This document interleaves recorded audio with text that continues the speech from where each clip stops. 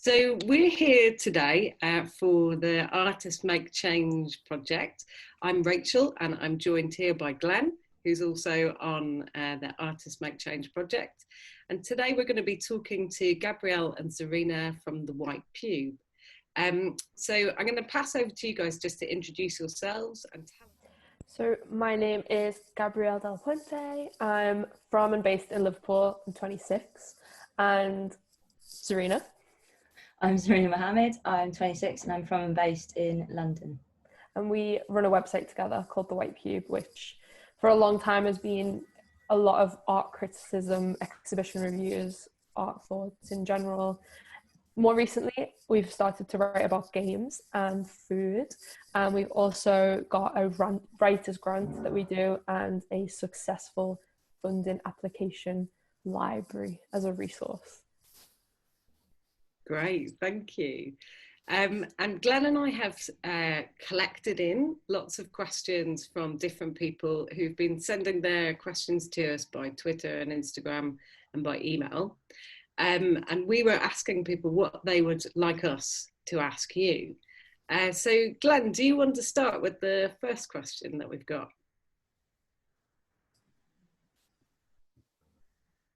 Yeah, I can go with that. So our first question came in from Benita Wallier, and Benita asked on Twitter, I want to know what made you brave enough to really call out establishments and people in your early days of activism? It's because I'm Scouse. I don't know about Zarina. Yeah, I'm not Scouse, but I think, for me, I was kind of, when we started, we didn't really think that anyone was listening. So we just kind of published this, not really thinking about an audience beyond the conversation we were having between the two of us. So it wasn't like a conscious decision, like, I'm gonna fucking call this person out. It was just kind of like, oh, no one's saying this. I mean, that was like a secondary concern. I think we got like a vague thrill from saying something a little bit like, I don't know, contentious or controversial, but that even then was kind of not really, it wasn't like we were doing it in a shock jock kind of way. I think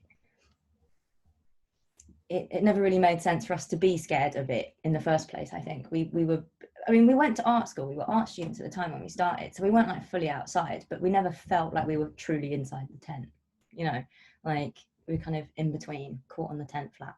Yeah, and I think so we'd originally started the website just as exhibition reviews, and you know, we've never like gone out of our way to get readers. It's sort of just happened, and as that number has grown and the visibility has grown, and also by nature of that, the power as well, we started to feel a bit more of like a responsibility to those readers, because if there is this, you know, issue with other publications that are like tiptoeing around an issue, or just so tied to like the adverts that fill their pages or the people that they know, and this kind of awkward socialite space of the art world sometimes, like if no one else is just going to say something, and if also those publications are held to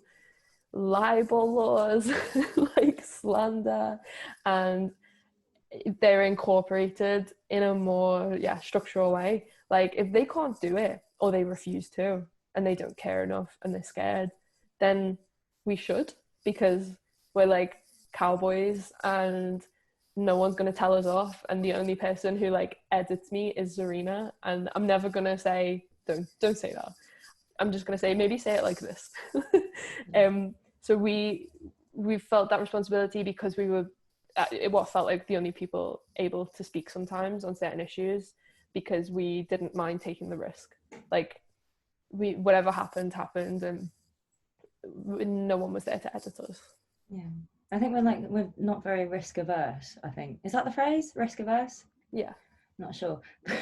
But like we've got this kind of, whether it's misplaced or not, we've got this quite like an impeachable attitude, not of like we're not accountable to anyone, like we can do what we like, we run this town, but kind of like, well, you can try and sue us, please do. We've got no one's tried yet. No one's tried yet, but we have still got digital risk insurance that covers. We pay £10 a month, and it covers us for up to, I think, £250,000.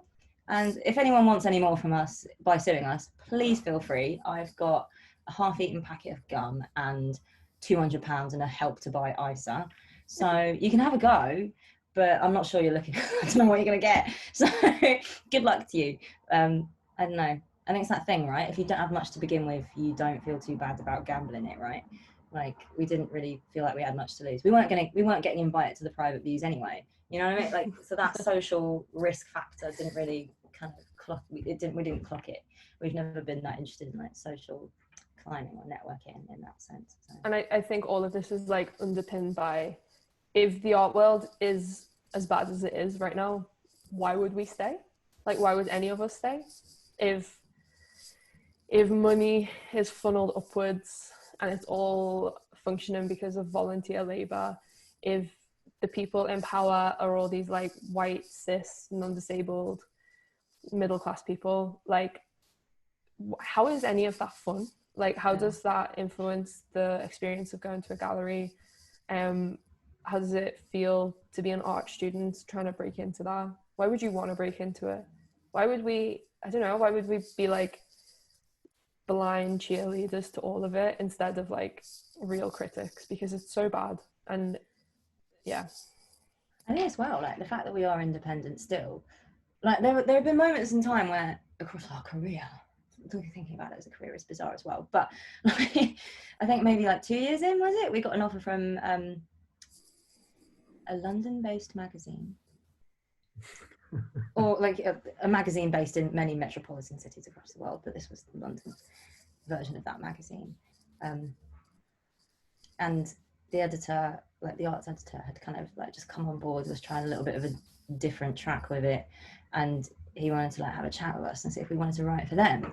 And we were kind of like, not really, no. Like it didn't make sense to us to trade in that independence in return for like, whether it's the stability or like gravitas of, you know, I was about to say the name again, but yeah, it didn't make sense to us to trade that in for like an established journal. £60 for 300 words as well.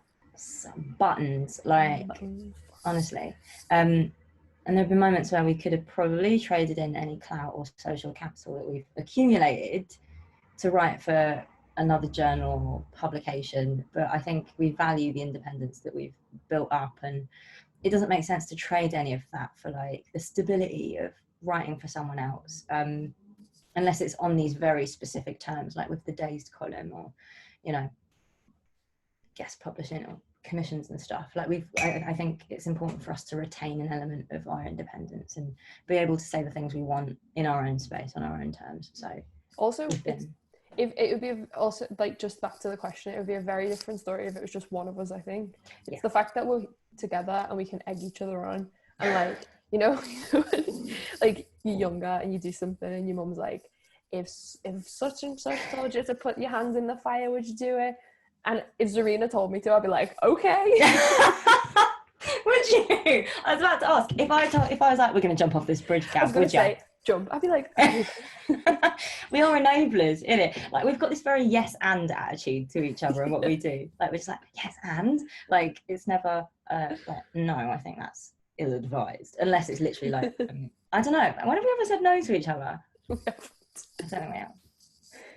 And just quickly, was there a sense of being out for the establishment at the start of that? Was there dissatisfaction with the establishment, and that's what you were trying, and that was the target at the start? Yes, but only in the sense that we were very turned off by the idea of like who else got to write and like the writing scene. You know, if you're like an art student and you kind of come into this being excited that one day you might be able to be an artist in a studio, like exhibiting, blah blah blah, making things that you're really proud of.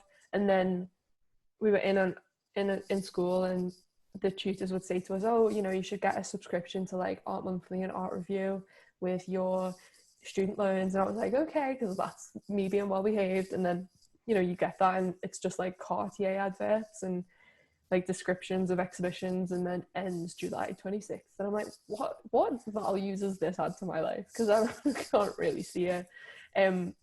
Like that was, in that sense, that was the establishment that I felt like we were working against at the beginning. But over the course of these years, realizing that that exists within an ecosystem of so much more. And when an artist, you know, it's not just the art in the exhibition, but it's like the artist who made it, and how did the curators decide to pick that artist right now, and where is this gallery based, and why are they choosing to do these exhibitions right now instead of something that people want to see? Like all of this other stuff around it became so much more a part of the conversation, so that we did really have to like stretch out our fight, as you might call it. Great, thanks. Really great, thank you. I was wondering as well, I mean, this kind of ties in with what you were just getting to there. And this is a question from Lena Simic, who was messaging us on Instagram. And she's saying, what keeps you awake at night? Like, what bothers you? I've been thinking about this question. So funny. What keeps you awake?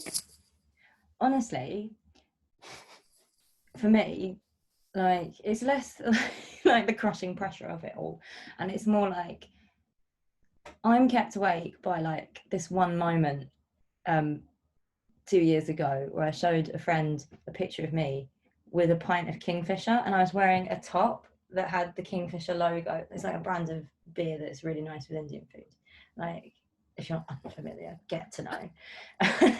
And like, I was wearing the Kingfisher logo, holding a pint of Kingfisher, and my friend went, "Oh yeah, that's a really big pint." And I was like, "No, that's not the point." And then he kind of moved on, and I was like, it's too late for me to be like, "Did you see the t-shirt?"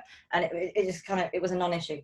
And I cannot stop thinking about that. So honestly, super candidly, that is actually what keeps me up at night. Imran Pareto, if you are listening, I was showing you the picture of my t-shirt, and I feel like it didn't get the acknowledgement that it deserved. Oh my God, you've gone mental. I like, things keep me up at night in a logistical sense because I can't stop playing video games. Death Stranding at the moment, like I'm going to bed at 3 a.m. because I'm addicted to playing it. I don't even think addicted. I'm just very involved with it. It's great. In terms of like, Zarina says it's not the crushing pressure of everything, but I do feel like there's so much to be done, and we are like two people who are having office on WhatsApp, and like we're just now making like enough on Patreon to pay ourselves. 2 months ago I finally moved out because I was like, this, I can now afford rent.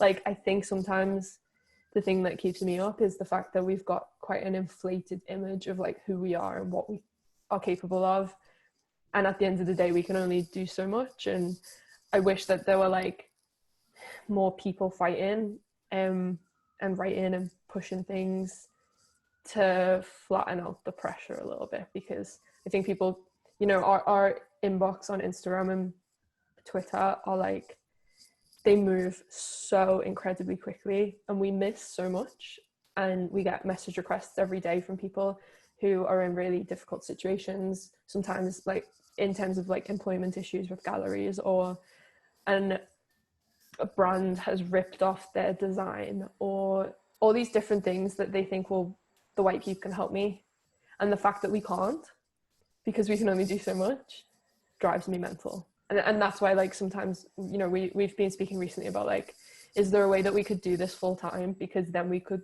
like cater to people and be in service of our audience a little bit better. But like, is that what the White Pube is, or is it the writing that we do, and is it a bit of both? And all these things are like what I'm trying to reconcile with.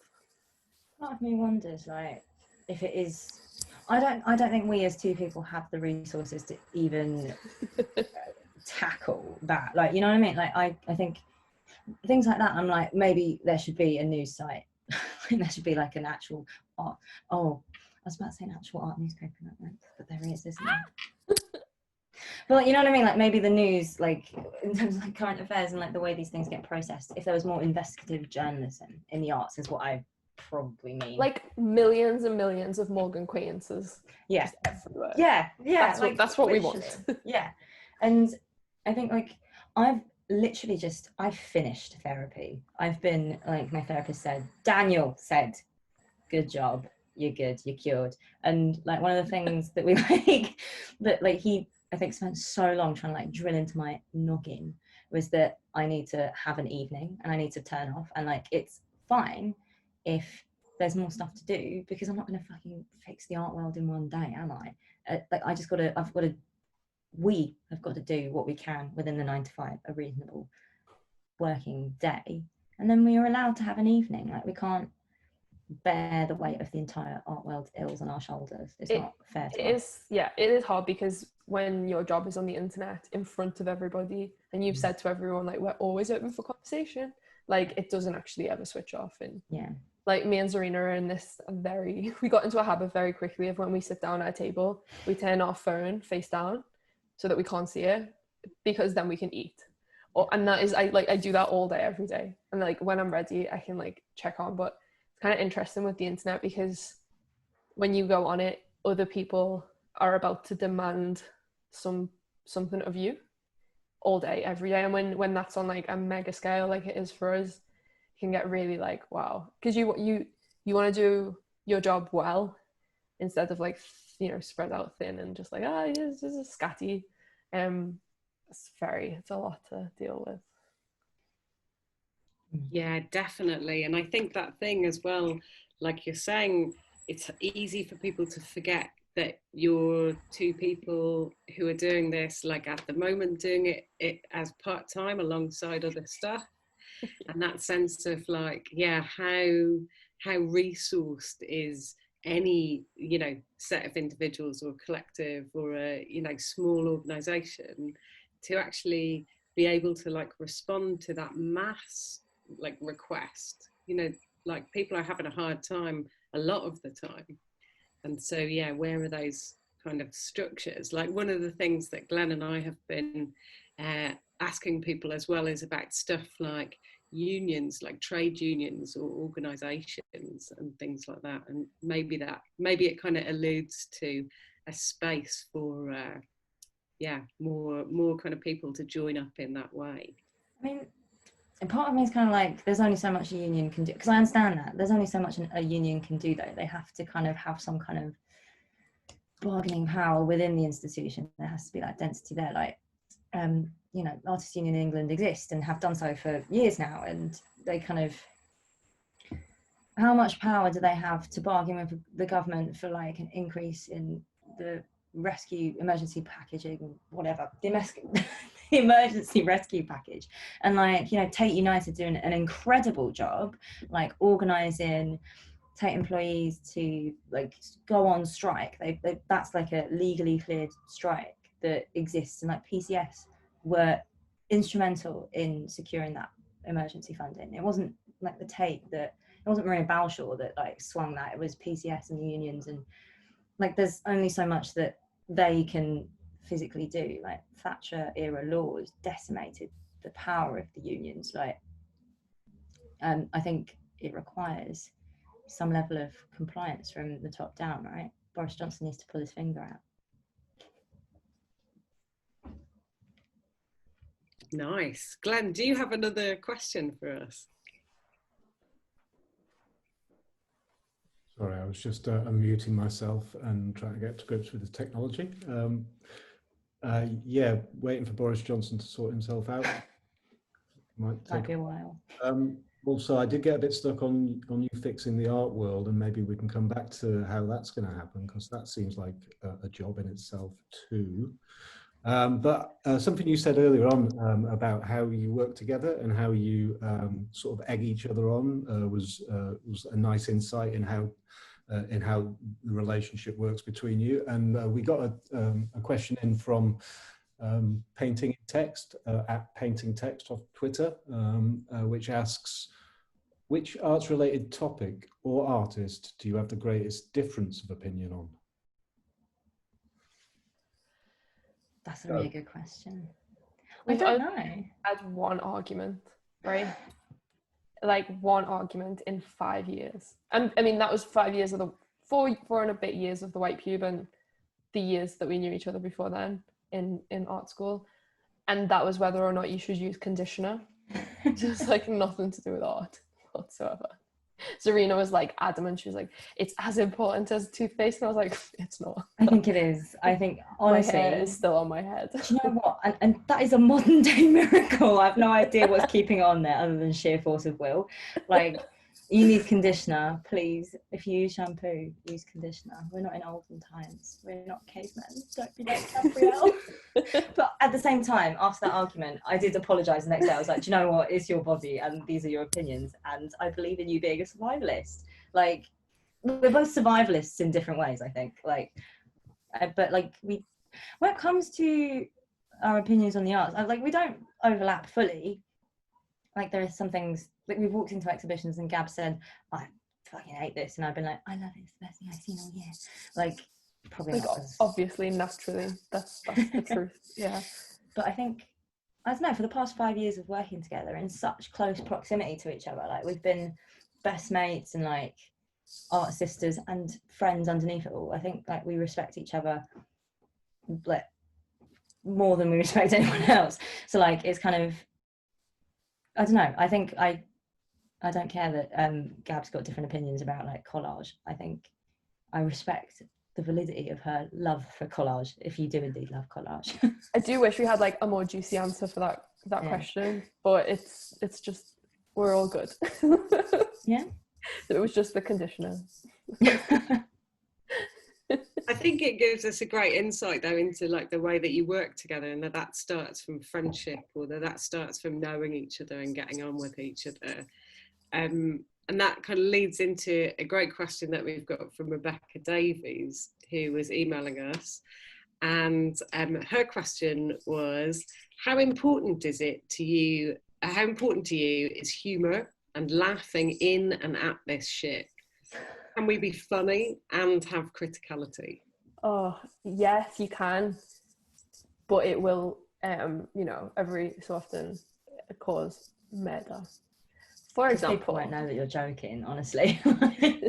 For example, at the end of the day, all this is like weird shit in rooms, and we go and look at it or listen or like whatever. We have an encounter. That's what we decided to do that day. We could have done millions of other things, but we decided to go and look at the stuff in the room.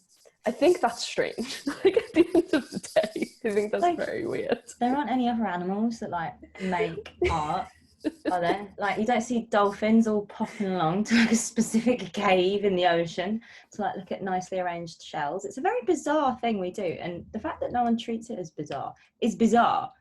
And yeah, like, you've got to deal with it with humour. I think that's part of it, but like, if your reaction to an exhibition or to the system is like, wow, this is ridiculous, this is just beyond me at this point, I can only laugh. Like, or you're at a performance, for example, in Goldsmith's degree show and you feel uncomfortable, you don't, it's like, what do I do with myself in this situation when I've got to, like, I don't like this, I feel like, I feel weird because of the weirdness of it all. Sometimes people will take that very badly because for them, it means something else. It's difficult sometimes to be an audience member and not see the same meaning that they do. It's difficult to be on anyone else's level all the time. It's never going to work. There are always going to be people who don't quite feel the same way, and I think that's fine. I think we should all relax a little bit about, I think artists should predict that a little bit more, that not everyone is going to have the same seriousness around the thing that they make, if that's what it's for. I think we'd all be a bit better off for that. I think as well, like, part of our specific brand of criticality is like a skepticism about the point of it all. Like, the idea that art is this rarefied, sanctified thing that we've got to treat with like some kind of special status of protection, like it's some great intellectual pursuit rather than a bizarre thing that humans do. Like the idea, I think that's very, not completely specific to us, but like it's a part of the way we want to go about approaching these things. And the idea that like even gallery directors are above like, a little bit of ridicule is fine. Like some people are weird in the art world, like it's, and I think pointing out the ways in which they're weird is important, because a lot of gallery directors are these bizarre middle class people that have these like, bizarre middle class mannerisms, and I think that's deeply funny. And they love, you know, art, gallery, gift shop, jewelry, and we should think about that. And they and all what's have going on there? Haircuts, why are they And bad? long, weird shaped clothes, and they make 6-figure, giant, massive amounts of money while everyone else doesn't. So they can afford to dress weirdly, knowing that as soon as they go down Tesco, they're going to stick out like a sore thumb. And they choose to wear bad trainers on purpose, knowing that those bad trainers are expensive. And I just think that's funny. It's all funny, yeah. Yeah, really good. And there's something in there about the almost a pomposity around the subject of art, and how, you know, how powerful it is, or where the powers are, if there are any. And we got a question in about, I guess, around this from Kissed by Electrons on Twitter, at Electron Kiss. Is only good art able to make change? And follow up, what is good #art? And I don't know whether the hashtag there is by accident, but I quite like it. So the follow up is, what is good #art? Okay, this is my position. That's a bad question. My position is like, last year, was it when we went to Kochi? Last year? Yeah. Early last year. We went to Kochi Biennale last year in India, in South India. And we went to a workshop by an artist called Thomas Hershorn. And it was described as like a critical workshop. And we were like, ooh, we do criticism. So we kind of like went along to see what it was about. And about 6 or 7 artists who were local had signed up. And I think he was doing these like every day for 30 days or something wild like that. And he sat everyone around the circle, and he was within the circle as well. But because we weren't artists who brought something along to the crit, he asked us to sit on a circle outside the main one. So that was like, ooh, okay. So we were just observing. And he gave a preface to all of it, just to say that for him, you know, he didn't really think there was like good or bad art. He thought that what there was energy and quality, and quality is the thing that is given to art by like museums and curators and the canon and the market. But energy is something like between you and the art itself. And like, if you go to a museum and you know that, you know, there's a giant Rothko and you know it has quality because it's important and it's worth a lot of money and like people write about it and stuff like that, but you stand in front of it and you don't feel anything, then for you that doesn't really have any energy. But you might see something that like your cousin drew you, little cousin, on something, and for you it's got so much energy because of what it means, what it looks like, but it doesn't have any quality because it's not being validated. And I think like it's such a more straightforward way of approaching all of this, that like it is I think it's what me and Zarina were already doing, but without those terms. And this is all to say that like in the crit, he then asked people one by one to share a piece of art that they'd made. And there was a film, there was like a watercolor of a fish, I believe. You put it in the center of the circle, and then everyone would go around one by one and say whether it had energy for them or not. So it was like, yes, yes, no, no, yes, no, yes. And then they would go back around the circle and explain why. So it's kind of an interesting moment for people to confront their own like subjectivity, but also to try and work it out for themselves, because I think it is quite difficult to say, I think I like this because, and work out like what your own compass points are for good and bad. So it was this whole like experience that we had just on the outside looking in, and I feel like whether or not, quote, good quality art can make change or not is just, it's just a bad question, because it just depends whether it has an effect on you personally. Like it's just about the encounter. It's about what you know, what you find value in. That's a really good answer. Yeah.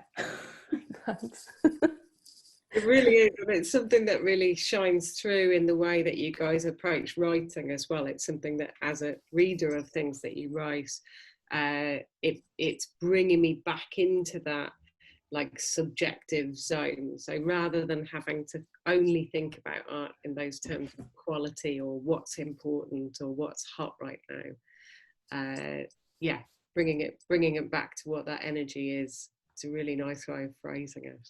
Thanks. It was good. I've got the next question, I think, which is, just do that little cough, which is from Rebecca Davies. Again, she's been giving us lots of questions by email. This one's quite a nice one. So it's got a number of parts. Protest or discussion? What's your favourite modus operandi for making change? And have you got any tips for how best to quench or channel rage when you're at the table with the enemy? Right, that's a good question. Because I think, like, right, like there is like a generation of person, right? Like Gen X, my dad's Gen X, he loves saying things like, yeah, but what about a reasonable discussion? And like, but why don't your generation take things like this to the, you know, the polling station, and you can vote these things into, you know, you can vote the police away.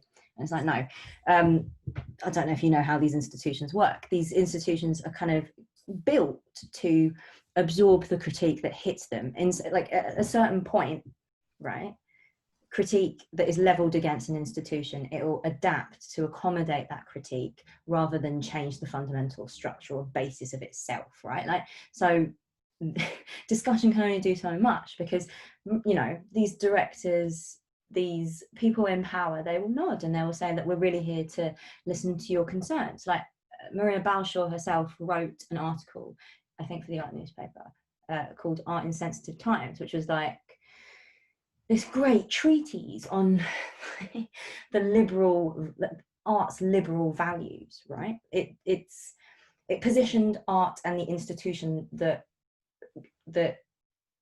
hosts this art as a forum for discussion, this vessel that can contain all these conflicting opinions. And it's good to just have that conversation, right? And like, you know, the institution itself can be neutral in the face of these discussions, and we've got to handle these sensitive times like with sensitivity. And it was just kind of like completely devoid of any acknowledgement or understanding of the fact that these sensitive times are sensitive for particular people who have been historically marginalized, and who, you know, that sensitivity is literally a matter of life or death for. So it kind of, to me, I think discussion doesn't make much particular sense when it comes to conversations about like anti-racism within institutions, because time and time again, just the existence of, you know, 40-50 years of diversity policy alone tells us that discussion is completely pointless. The diversity policy that's in place at the moment is in fact geared to like completely level out any attempt at like equity for people of color within the institution. Like that, these things are not engineered in a way that makes equity possible. They are geared to like segregate and stuff difference into these specific categories that can be compartmentalized and redeployed when useful. So I think in situations like that, protest is probably the most useful thing out of the two of those things. But I think protest must involve some kind of like organized action, and we've got to organize amongst ourselves to create new structures that are inherently more equitable, that are more horizontal. We've got to demand like ownership on our own terms, in the same, which I think is part of why we value the White Pube's independence so much, because we can organise pretty horizontally here between the two of us, like, and we can work, you know, as best as we can to distribute the resources we get in, and like throw things at people and be like, right, as prize, you get £500, you get this, and we can be the institution we want to see in the world. God, that's fucking pretentious, but like, it kind of, it's protest with a purpose. It's more than just shouting at the table, right? Like, you gotta kind of put your money where your mouth is, and do the work in whatever way you can. In terms of quelling your anger, what was the second question? The question, that part was, have you got any tips for how best to quench or channel rage when at the table with the enemy? I've got very poor anger management. I've got an Aries moon. Like, I can't, my moon is in Aries. I'm an angry person. It's rare that we find ourselves in the room with the enemy in that sense. Like, we spend a lot of time telling people to fuck off on the internet. So I don't think or we ask people for meetings and they say no. Yeah.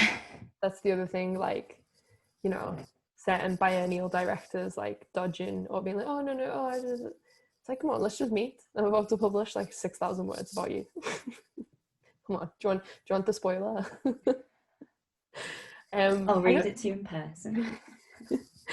I don't know, I think like just always trying, I don't know, preparing, if you know that you're about to like go into that kind of conversation, like preparing points beforehand, so that when you go in there you don't feel like you're not the one in control of the conversation. I think that's important.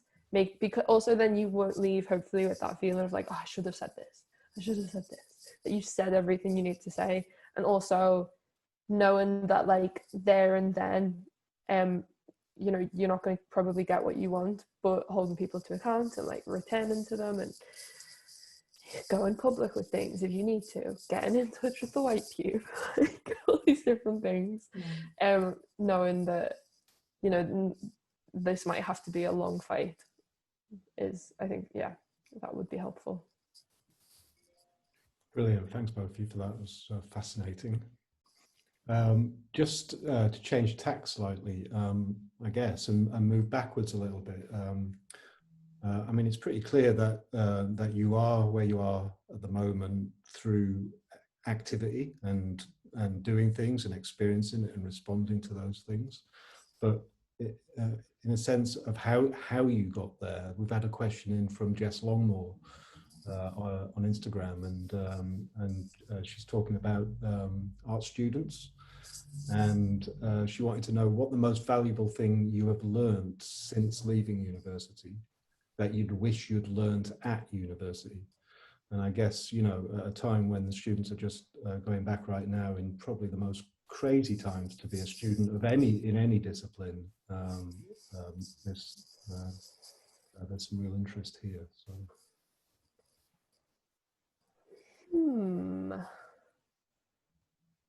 I think ours is, I don't know what yours is going to be, but for me, like, especially on an art course, knowing that, or like looking back now, I realized that it wasn't so much about like, this is how art is made. It was more a lesson in ways of thinking and having conversations, and criticism and planning and like project management and all these other things around the actual artwork itself that I now use. Like, I don't make art anymore, but so much of what I do now couldn't have happened without the art course. And for me, I felt towards the end of it that I was on the wrong course, but because I was so interested in writing, when actually that wasn't an issue at the end of it, because it's all kind of come together so well. So I feel like if I personally could go back and tell myself something, it was like to realize what else the art course is doing beyond art making. What would yours be, Zarina? I think mine would be like, I feel like I was just saying this, but it was on our call earlier. But I think that bit, right? Like they'd get artists, like practicing artists in every Monday to kind of talk about their careers and like their practices and stuff. And the thing that they always managed to miss out was the bit in between kind of getting a foothold in the industry and like how they got there from when they graduated. And I think that was like the biggest question mark for us at the time. We were like, we'd spend hours kind of anxiously thinking, discussing like what existed outside of art school, like what do we do once we've graduated, when this institution has just like flung us out into the big wide world. Like how do we go about being an artist? How do we, like, how are you meant to afford the rent for a studio on top of like your house or flat or whatever in London? Like how are you meant to do that? Like do you have a part-time job? Because I don't think a part-time job can cover that, like both those things. Like how logistically does it work? And I still don't actually have the answer for that. I have no idea how people do it. I have no idea how artists make it. I would still like to know, but I think it's kind of become a little bit clearer that that becomes more impossible without generational wealth or without like external independent income. Like in London at least, you've got to probably move outside the capital.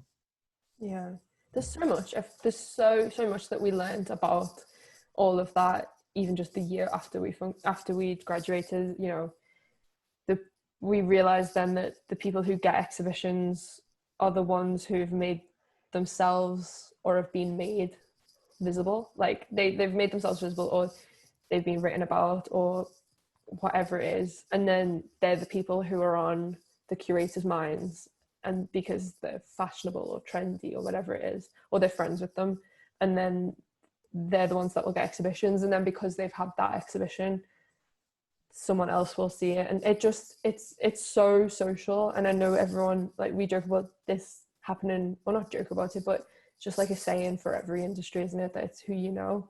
It just really is. Like, I don't agree with it in the slightest, but at the same time, like, I don't see it any other way, because I think curators are so lazy about trying to find new people and doing things, and people, you know, who don't want to get Instagram and don't want to make up their own website. Like, there are other artists who come from what I think might be the better tradition of like making stuff making stuff at home or in a studio, and then thinking that it's the curator's job to do the rest of it, to get funding, to organize publicity. Like, it's not their job. Their job is to make art.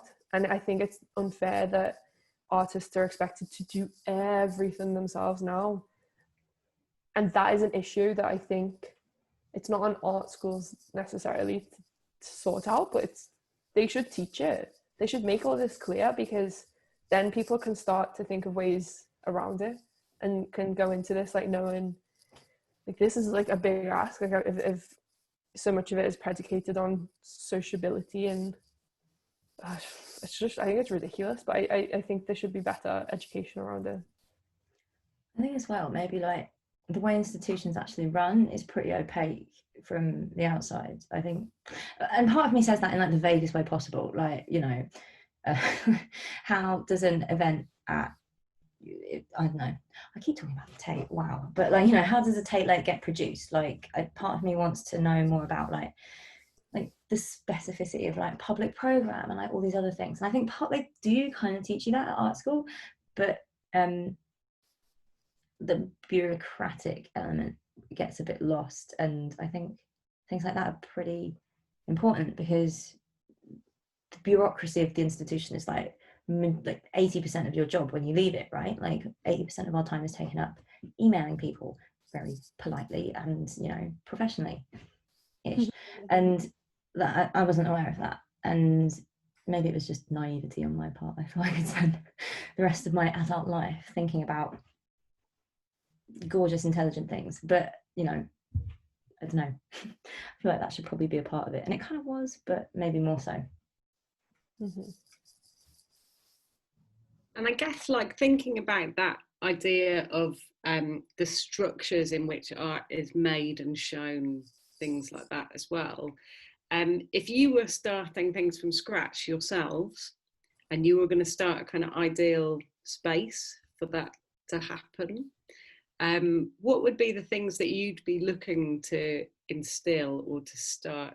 And maybe also, Gabrielle, this kind of links across to your own experiences as well. But yeah, a question for both of you first, in that sense of how would you start your own ideal kind of art space? Well, I don't know, years and years ago we were like, what are we doing? Like, is our end goal that we're going to get a gallery? Like, if I'm in Liverpool, where would you have like a White Pube gallery? Like, what would it be? And fate would have it that in 2018 I got an email from the Invisible Women Factory in Liverpool, which is like essentially a giant nightclub with a smaller bar, and produces their own artistic kind of creative technology stuff, lights, sound, all that stuff. And they had a workshop space that was empty, and they wanted to make it into an art space because the Ropewalks area of Liverpool city centre is like so incredibly dead now in terms of culture. It used to have so much, like Wolstenholme Arts Space, Cream, so mellow, all this famous kind of independent art and music ventures, and it is all now ugly flats and like an Only Fools and Horses bar, like just all this shit. So they were wanting to turn the workshop space in the city centre into an art space, and had gotten in touch with Open Eye Gallery to say, do you think anyone would be interested? And they said to get in touch with the White Pube, and I saw the email and was just like, oh my god, because it had felt like for years and years we'd been writing about all the issues that we'd seen and not being able to find solutions for anything that we could get behind. If there were like little things, it was always part of an institution that we hated. We were like always felt so torn about it, and then suddenly someone was saying to me, well, do you want this space and what do you want to do with it? And if I was like, oh, the pure stars aligned. So I was able to start Output Gallery and try and implement everything that I'd learned from writing with Zarina, between just the exhibition experience, but also like how things are run and how things, I don't know, just exist in cities and not as like magic boxes of galleries that don't ever look outside themselves. So much of it went into the space. For example, Output only works with people from or based in Merseyside because, I mean, I don't even really need to go into it, but everyone in Liverpool, it's like everyone in Liverpool who makes art is seen as just a bit crap, like plebs to the institutions. Like they're just, but if you're from Manchester, you're suddenly exotic. Like I don't get it, and none of us get it. So it felt like the first step.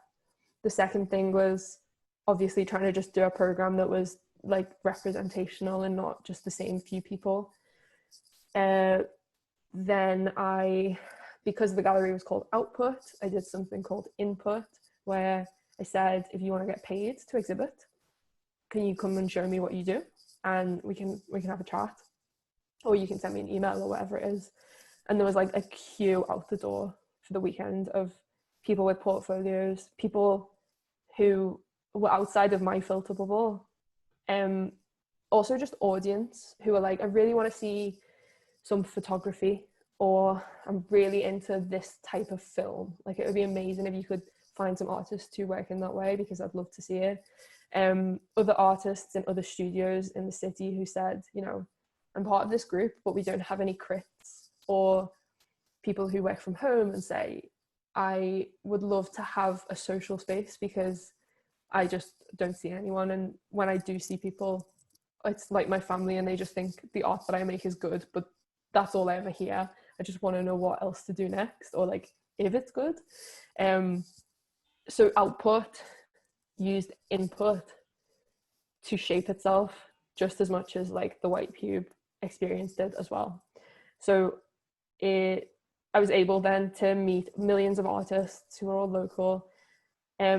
you put them into like the shape of a program, go to the Arts Council to bid for funding, got the funding, also implemented art socials, group creates, continuous input events so that people always felt like they could come and ask to be on the next one.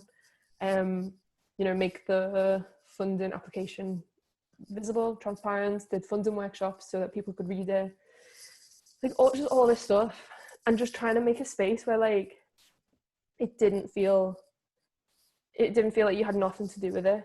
Because of the input event, I get this sense that people feel like they've had a hand in what has happened with the space, so it is more attached to the local art scene. And I'm quite open that, you know, at the end of the day, I'm still the person making decisions, but I'm just trying to do it in like a balanced way and trying to get like a little bit of photography, a little bit of sculpture. I'm just going with what's available. Like the last input, people wanted loads of sound art. So that is what is on the 2020 program, which is just obviously being like stalled because of coronavirus. But there's loads of sound art that people will get to enjoy, in like 2 music residencies, which I never thought I'd like be in control of, but that's what the people want. And I think it's kind of funny, like one thing that I've learned from the White Pube as well is like not to confuse quality and taste. So just because I don't necessarily like something doesn't mean it's bad. Like other people are going to find energy in it, to use the terms that I was talking about before.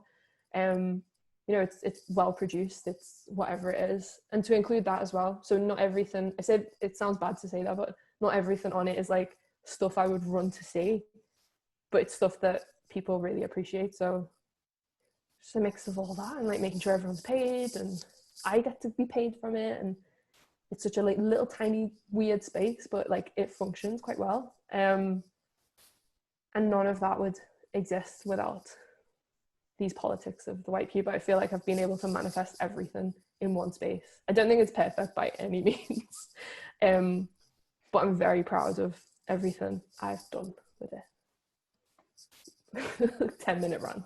I'll put no, it's good. I'm like, you know what, it's one of those things where I'm like, I wish there could be maybe not like an exact out, like I don't know if you can franchise the specific so this model out. This is the plan. I tried to get funding for it last year from some woman died in Liverpool and like left loads of money, and she said that the arts people could bid for it, and obviously none of it went to me.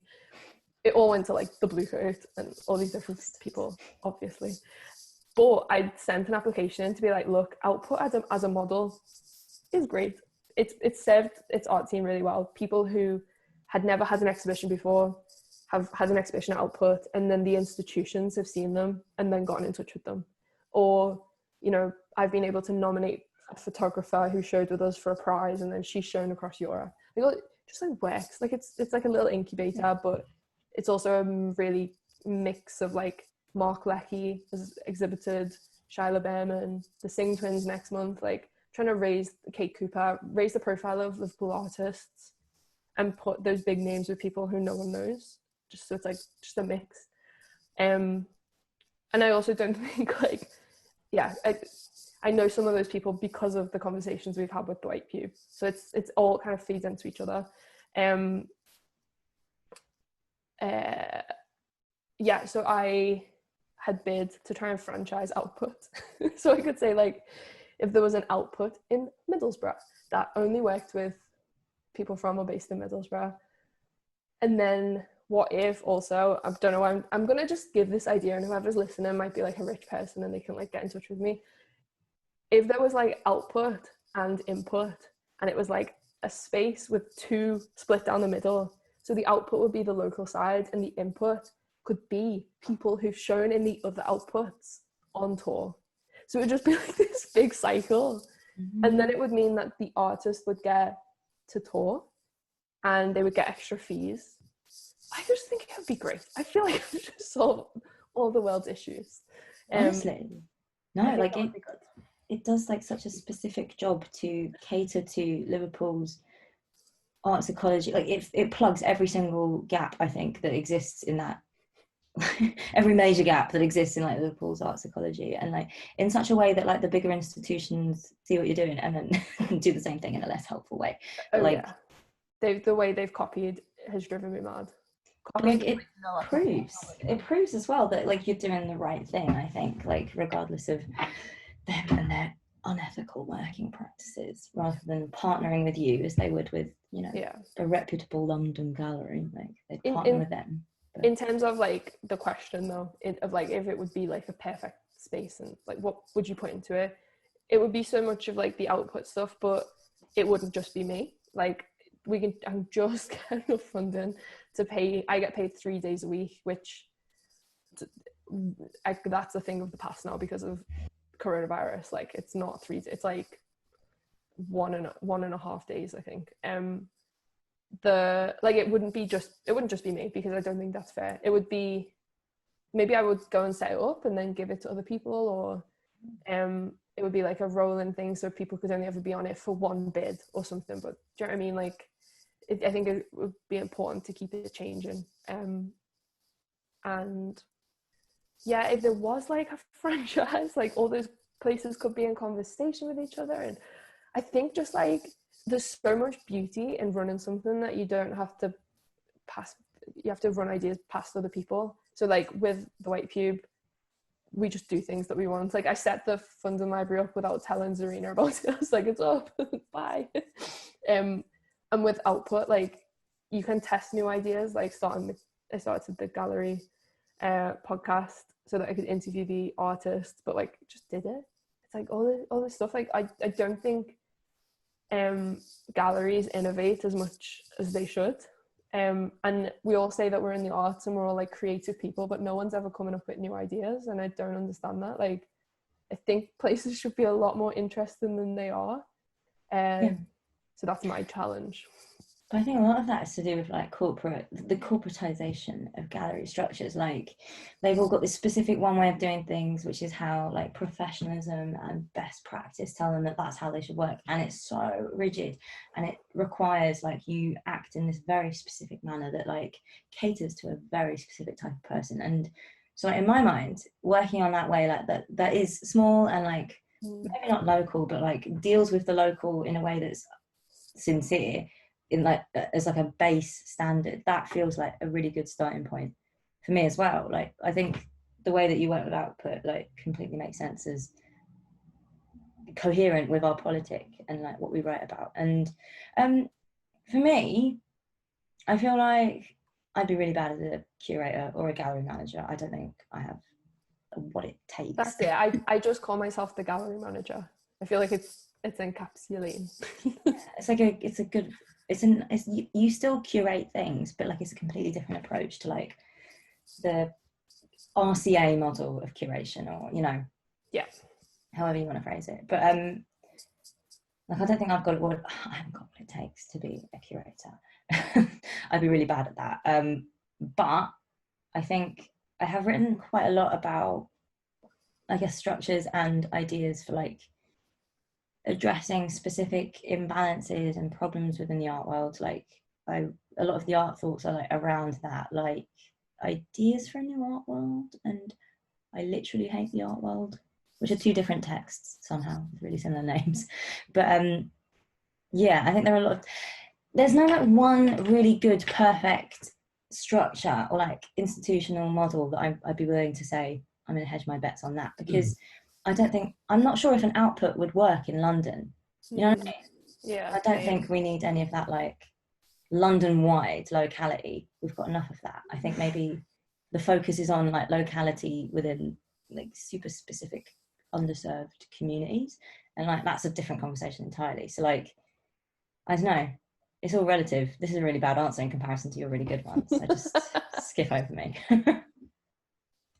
Thanks, Bo.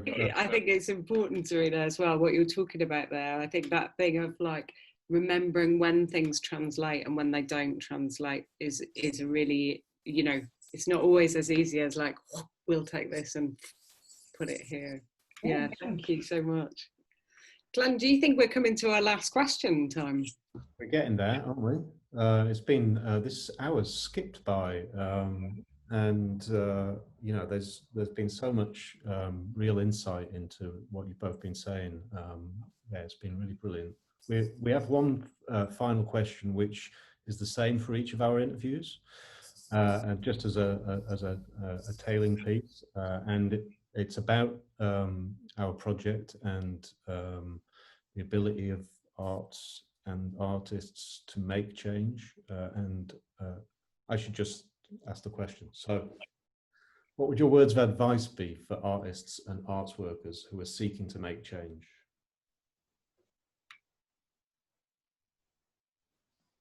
Shall I get the tumbleweed out? No. It's a really difficult question. It's advice to artists. I think